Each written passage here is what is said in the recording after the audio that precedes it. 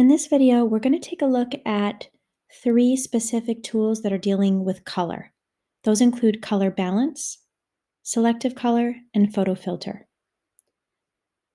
So we've selected this image here, we've already cropped it, and as we're looking at it, this is a drawing that was done on one of the pieces of construction paper, that sort of yellowish brown construction paper. And you can see here that there's definitely a feeling as if that's been sort of very washed out. Now you can take a look at this through exposure or levels, but let's also use it to have has a chance to kind of see how color can be explored through some of the tools.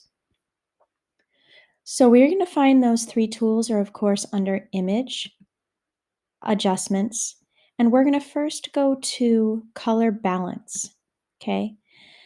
Now color balance, since you're doing something on the entire image, you're going to notice that it's going to be something that's over, the whole thing.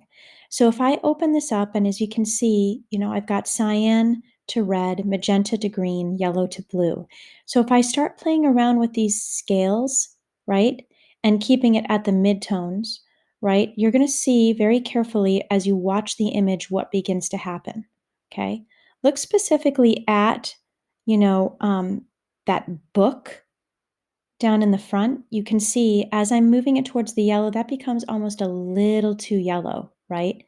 But if I move it back towards the blue, we're definitely we're losing that sort of yellowish undertone of that toned paper. Okay, so that's probably not going to work as well. I'm sort of moving my scale around. Okay. And then if I was to go over to something like cyan, you're going to see that it's getting sort of very grayish green. Okay. But if I move it towards the red, I do kind of like how those reds look, but it's almost becoming a little too overpowering. Okay. So having to use color balance as a tool, you have to be very careful and really be clear on what color that you want to use or what color you want to really play around with. Sometimes a better tool to use for it, I'm going to cancel that out, is to do the color or selective color tool.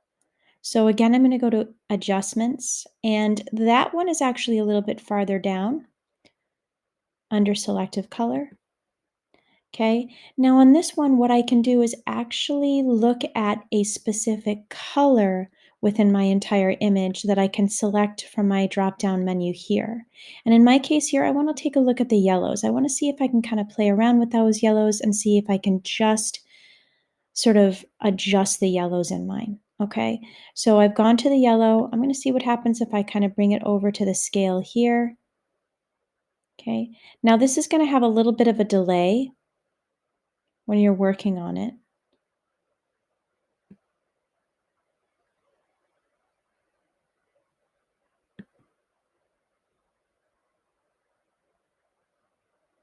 And you can see here, as I'm going a little bit lower, take a notice again of that book.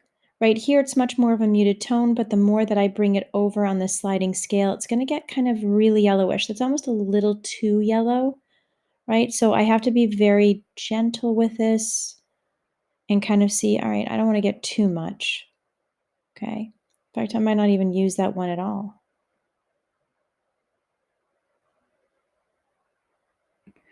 Let's see what happens if I go to cyan.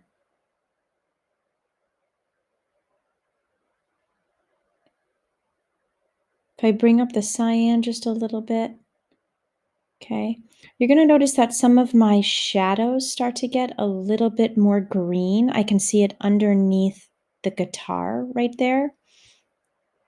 That's something I can play around with. Let's go to the magenta and see what happens. Usually that's going to make a big difference too. Again, you notice kind of the red, even in my yellowish areas, that kind of gets a little bit bigger.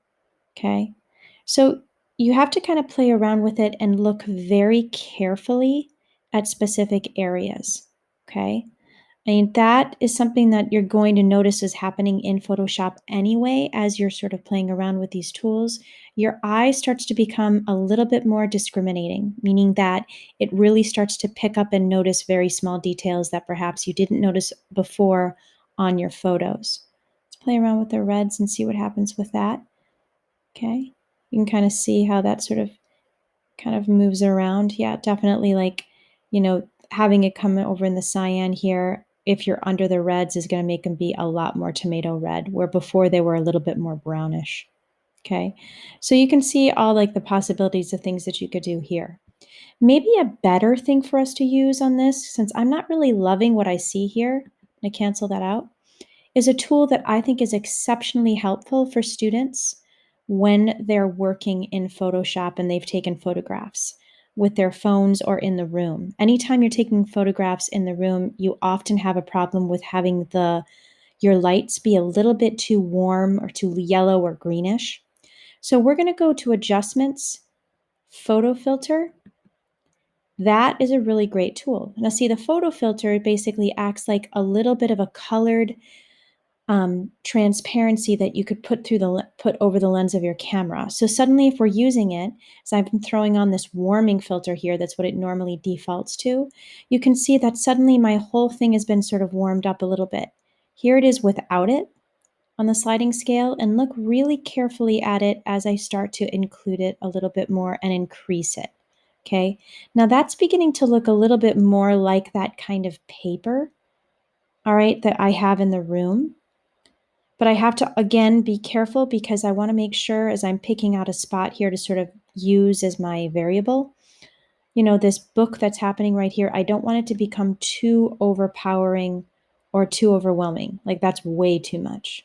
You can kind of tell, right? I have to kind of keep this down just a little bit, maybe around 42, 43. That would be okay for it, right?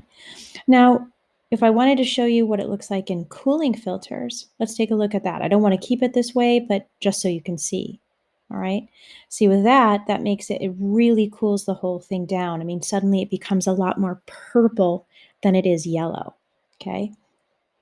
This is really, really good. The photo filter is a really good tool, especially when you're working on toned pieces of paper or you're dealing with painting.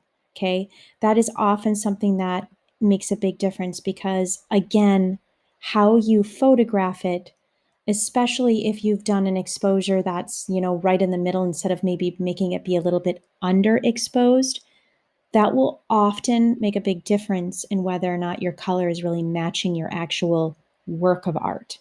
Okay, so again, all of these tools can be found under the image adjustments. We went over color balance, which goes over, the entire thing, and you can play around with the sliding scale for all the colors in it. We also did adjustments for selective color. Okay, and that's where you can pick one color to play around with and then be really careful and diligent about how that's working. And then the last thing we went over was photo filter.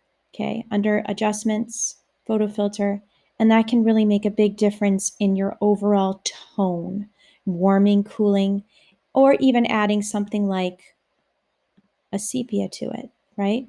So then that might have some other, effects to it that you might like. Okay.